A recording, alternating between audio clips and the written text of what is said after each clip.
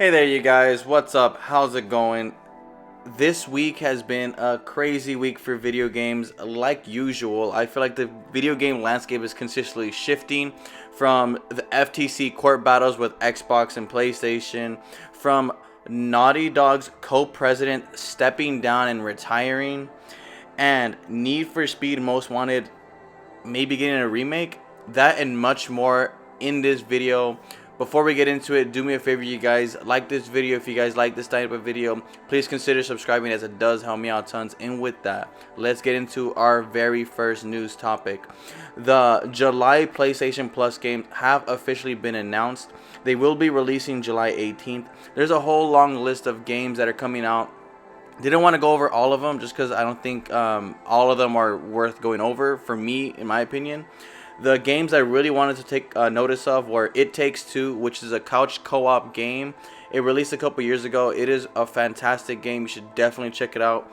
Undertale is like one of those indie darlings that people loved from a couple years back. Again, another fantastic game. World War Z, just like a multiplayer shooter of zombies. Can't go wrong. And then the PlayStation Classics are bringing Twisted Metal, the original, and Twisted Metal 2. Two very fantastic games coming out right in time for the Twisted Metal show to be dropping on Peacock. Keeping Twisted Metal on the mind. Hopefully this leads to a new Twisted Metal game in 2023, 2024. One can only hope. PlayStation is set to invest $2.17 billion into their R&D division to help bolster up and set up their live service division. A lot of people were very upset about this for a couple reasons. One, PlayStation, after like the whole PS4 generation, has become synonymous with that single player like blockbuster cinematic narrative that we're known them for. Things like God of War, Ghost of Tsushima, Horizon. These are why a lot of people come to the PlayStation like console and what we could expect from PlayStation first party. The second reason is live service typically hasn't really been working out the way I think these publishers really wanted to. I think they're all looking for this game that's gonna like sell tons of like DLC, tons of microtransactions, and it's just not really working out that way. And instead, they have trouble finding an audience that's big enough to support them through their lows and through their highs. I think it's worth a shot for PlayStation to give it a shot. They're investing this money not in replace of investing it into their single player narratives. It's more like additive. So they're still investing the same amount of money they are into their single player narratives. They're just adding this whole live service as a part of their portfolio in a way to kind of diversify. And it's easy to see why when you look at the top 10 games that have been downloaded for PlayStation last month. So here's a list of the top 10 games that were downloaded on PlayStation for the month of June. And when you look at the list, we have Diablo 4, a live service game, as number 1. Final Fantasy 16 obviously isn't live service, but Street Fighter 6, Grand Theft Auto 5, Call of Duty Modern Warfare 3, or Modern Warfare 2 are all live service games. And I believe like these sports games are also somewhat live service, as they have tons of microtransactions and DLCs. So when you look at, again, just the top 10, the top 1, 2, 3, 4, 5, out of the top 5, 4 of them are live service. And out of the top 10, like 7 of them are live service or microtransaction focused games. So when you see those numbers, it makes it easy to see why PlayStation is so obsessed with getting live service style games into their portfolio, getting their fan base kind of used to spending money on their first parties, ever growing games, instead of the third parties. Whether that's sad or good news for you, it's facts nonetheless. Live service games do have a place in this world. It's just, can these developers and publishers use them in a way that's beneficial, not just to their profit margins, but also to a consumer fan base? With all that being said, if that's sad news, I got some good news for you. PlayStation has officially announced the release date for their Access controller. This is going to be coming out December 6th. So the Access controller was originally known as Project Leonardo. This is like accessibility controller for those like handy capable people that, you know, maybe have struggle playing games like the rest of us. So I'm just really excited that more companies are taking on this initiative to get more people invested in gaming. Xbox had a big push a couple years back. This looks like PlayStation's big push. Now we're just waiting on Nintendo to follow suit and come up with a way where there's no barriers for anyone to play, that everyone's always going to be able to play these games as they deserve to be played in the most comfortable way for the player to play it. Guerrilla Studios has come a long way since the days of Killzone back on the PS3. In the PlayStation 4 era, they invented their new IP, the Horizon franchise. And with Horizon Zero Dawn, Horizon Forbidden West doing as well as they've done, it's pretty clear that PlayStation wants to set up Guerrilla as one of their top dog studios, similar to like a Naughty Dog or something. And it's even more evident when you hear that the president of Guerrilla has said that they have 16 different plans for the Horizon franchise. Now, all of these aren't mainline games. It's not like they plan on 16 different Horizon mainline games to come out in the future. What they mean is different avenues for the Horizon franchise to kind of take.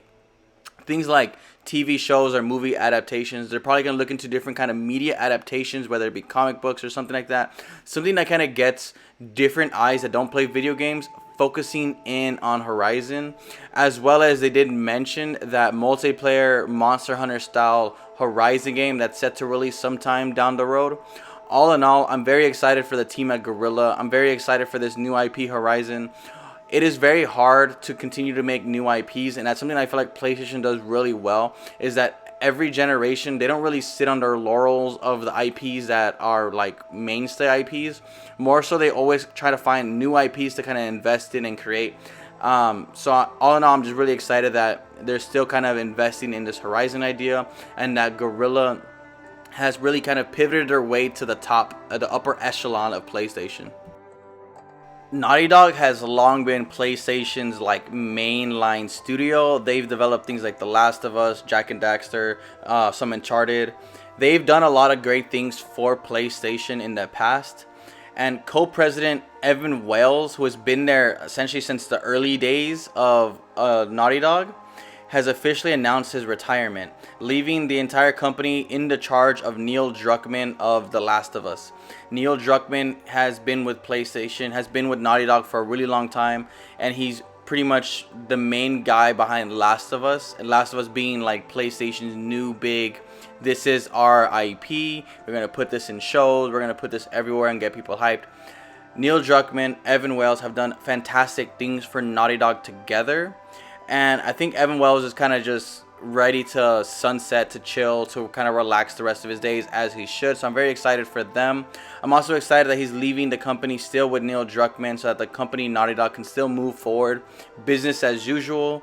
Evan Wells is also set to kind of stick around for the rest of the year. That way they can transition leadership in the right direction. So I don't think this is going to do much for changing Naughty Dog's way of developing games or anything like that. They still have Neil Druckmann. It's just Evan Wells is probably like ready to, again, chill out for the rest of his days. He's done enough for gaming, and I think it's time for him to, take some time off. Good for him. I'm always happy when people retire comfortably.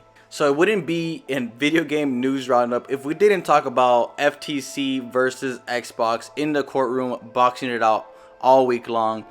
At the end of the day, the judge agreed with Microsoft and Xbox, citing that the FTC didn't have enough evidence to prove that this whole Activision buyout was really harmful to consumers. And everyone said that pretty much there's no reason for the FTC to push this forward. Everyone at Microsoft popped champagne. They were all chilling, counting that Call of Duty money, ready to rake it in. And then the FTC goes and messes things up again. Even though the judge said that there's no reason for them to move forward because they're going to lose in the end of the day because they don't have enough concrete evidence, the FTC has still moved to appeal this court case in attempts to kind of extend the deadline. Now, I'm no lawyer or anything, but as far as everyone says, this is still set to not really derail the whole buyout or the whole acquisition of Activision. It's just meant to delay it a little bit, but that it's still going to go through. I think the FTC is just trying to do their job, and I know a lot of people are very upset about it, but ultimately FTC's job is to make it harder for big companies to buy out big companies so that we don't have a monopoly in the gaming landscape. Monopolies aren't great, and we don't want big company buying up big company all the time. So I feel like if they didn't make it this hard to do, then it would make it easier for other big company to go buy other big company. I know people want PlayStation to go out there and buy Square, buy Capcom, buy Sega, buy something as kind of like a revenge retaliation buyout. And you people do not deserve to have money. If you're gonna plan on buying money out of or buying companies out of revenge, like, yes, these companies and their CEOs and stuff like that are very spiteful, but they're not dumb. They're not going to go out and waste money just because Xbox bought Activision. It took them like a year and a lot of dang money to make this go through. I know everyone's talking about the $7 billion to buy Activision. That's not counting the labor that it costs to kind of get this whole thing going through. You got to pay lawyers off. You got to spend time not making the things and focusing on the things you should be doing, the games, in order to kind of buy out Activision. And I don't think PlayStation wants to go out and do that. I don't think they're looking at Sega or Capcom or any of these people saying, I got to get them because I'm angry. I think it's just, hey, PlayStation tried to do their best of holding this thing up.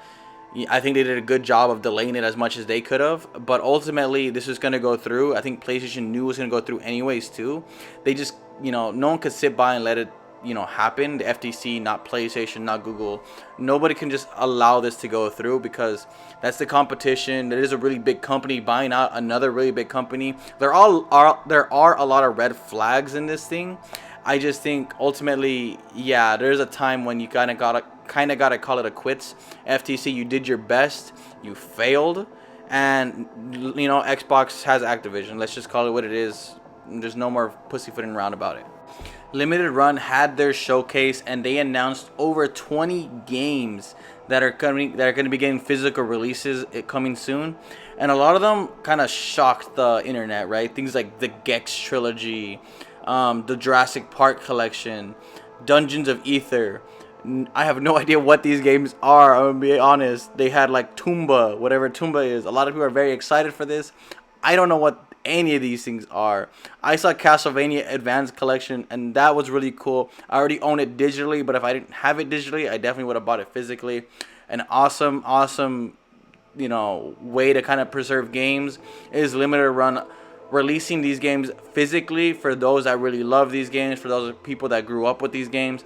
Overall, I'm excited the fact that we have Limited Run, that they do make these physical cartridges for people to play and kind of collect and own and pass down to whoever they want to pass it down to, or sell it later on down the road, whatever they want to do with their physical products. I'm a proud supporter of physical products. I want people to buy things physically if possible, if it makes sense. And a lot of these games make sense to buy physically, as there's no real way to play a lot of these games currently on current hardware unless you emulate them.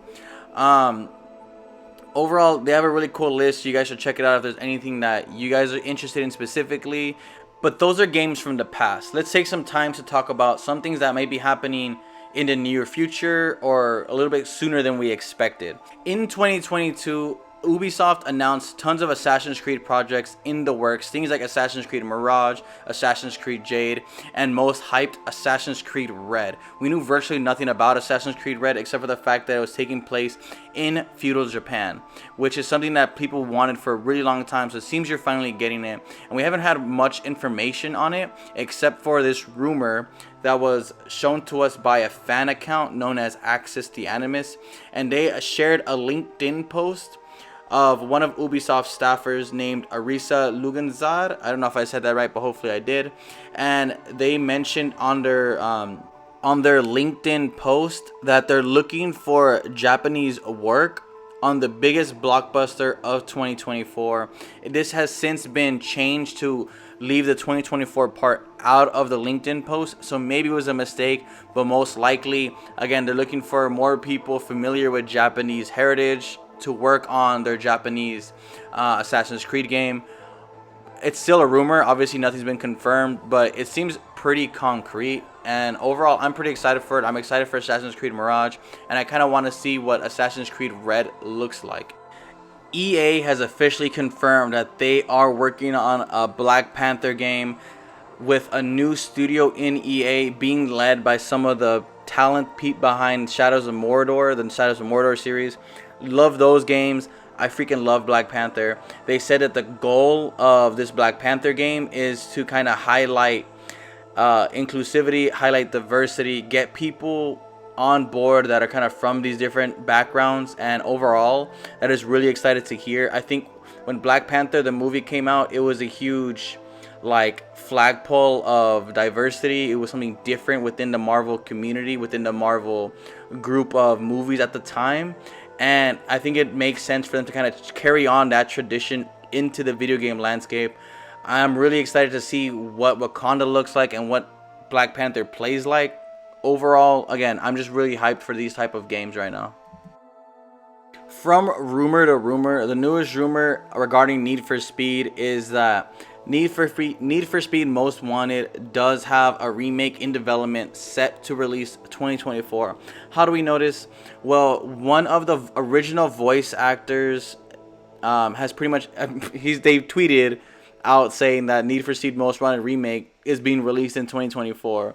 So it's been since taken down, but I just think it's interesting that these voice actors don't really get the hint that video games are supposed to be secrets. You don't really want to be releasing the release dates prior to them officially coming out and saying it.